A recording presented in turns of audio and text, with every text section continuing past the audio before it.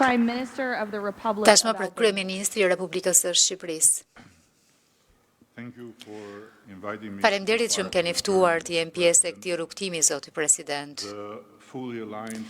Vota plotësisht e harmonizuar dypartijake që Parlamenti ynë pati në mbështetje të kësaj nisme flet vetë për sa e nderuar është Shqipëria, që është një prej anëtarëve themeluese të kësaj organizate të re. Shumë në thonë se bordi i paqes synon të zëvendësoj Kombet e Bashkuara, por mua nuk më duket si një përpjekje për zëvendësuar Kombet e Bashkuara. Por nëse ndihmon ta shkund atë gjigant në agoni dhe dasht Zoti ta zgjoj, atëherë Zoti e bekoft bordin e paqes. Zoti President,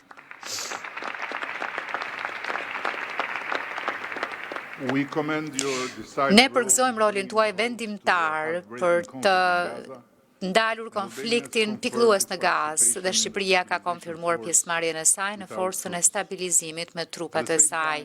Në të njëjtën kohë, propozoj që ky bord të ftojë të gjitha vendet të kontribuojnë drejt për drejt me ndërtimin e një objekti publik të dedikuar për fëmijët palestinezë. Duke bërë kështu, bota do të ndihmonte fëmijët e Gazës që janë pengjet më të pafajshme të lunatizmit të Hamasit, të rriteshin me pranin fizike të vargut më të madh të duarve që ka shtrënguar bashk njerëzimin ndonjëherë. Jo vetëm duke vendosur parat, por po kështu duke sjellë dhe arkitektët e tyre, në mënyrë që bota të transformoj një plak të historisë në një oazë shprese ku dëmshuria merr formë konkrete dhe ardhmja merr formë rreth atyre që meritojnë më shumë, brezi i ardhshëm i palestinezëve. Shqipëria do të ishte privilegjuar të bëjë pjesë e këtij vargu. Lejoni shumë shkurtimisht të tërheq vëmendjen te një tjetër konflikt i hapur, më pranë vendit tim, ku udhëheqja e presidentit Trump gjatë mandatit të tij të parë solli Kosovën dhe Serbinë më pranë se kurrë drejt një marrëveshjeje përfundimtare paqeje. Presidenti i Kosovës, që aso kohë u ndalua të udhëtonte drejt shtëpisë së bardhë në mënyrë brutale për të nënshkruar atë marrëveshje në praninë e presidentit Trump.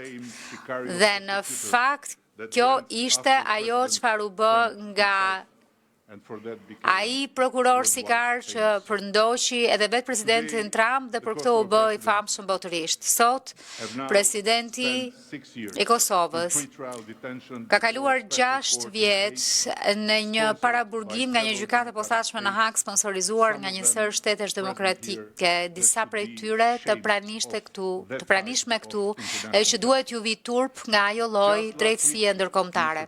Vetëm javën e kaluar, zoti president, një tjetër prokuror i financuar nga ky vend i madh e tatim paguesit e tij kërkoi 45 vjet burgim për të. Një kërkesë që shkaktoi një val tronditse poshtërimi në të gjithë tërësinë e një vendi paqëdashës. Dhe në këtë moment ka vetëm disa muaj që qëndrojnë midis një njeriu që u ngrit nga rezistenca ndaj spastrimit etnik për të bërë paqe bërës dhe një rezultati shkatrimtar në një gjykatë që deri tani ka dështuar në çdo hap të vetin t'ju përmbahet standardeve të drejtësisë demokratike. Për hir të Zotit, zoti president, le të bëjmë diçka përpara se, siç thoni ju, gjëra shumë të këqija të mund të ndodhin sërish. Edhe një herë, faleminderit shumë që përfshit Shqipërinë në këtë nismë fisnike, duke sjell miq, duke qenë miq të afërt me Izraelin dhe me vendet arabe, shpresojmë fort jemi një vlerë e shtuar e vizionit tuaj të jashtëzakonshëm. Next, the Prime Minister of Egypt.